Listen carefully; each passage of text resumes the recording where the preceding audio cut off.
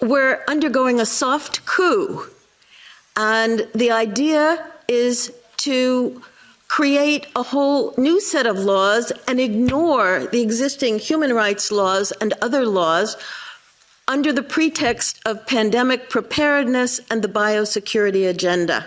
The WHO is developing through all its nations, but with the WHO Directorate in the United States in charge, a pandemic treaty and amendments to the existing international health regulations that will remove the human rights protections currently embedded in the IHRs, will enforce surveillance, censorship, get rid of freedom of speech, require governments to censor and only push a single narrative.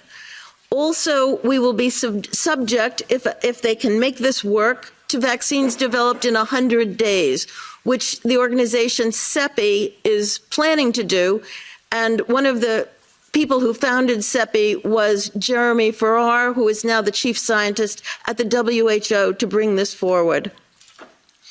Other things that the amendments do is to bind the states so they're no longer recommendations but enforceable edicts, provide a liability shield, get rid of intellectual property rights, move supplies from one country to another, enforce digital passports, and the Director General of WHO can demand that a pandemic or a potential pandemic exists. He can just declare it with no standards, and then countries around the world will have to obey.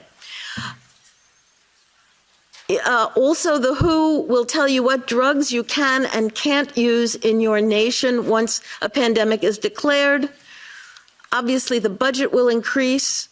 One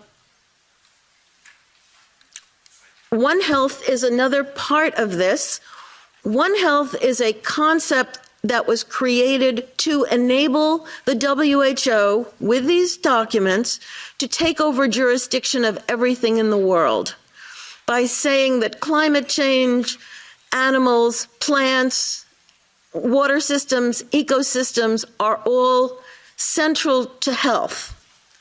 Also embedded in this concept is a peculiar notion that humans are no longer of greater value than animals.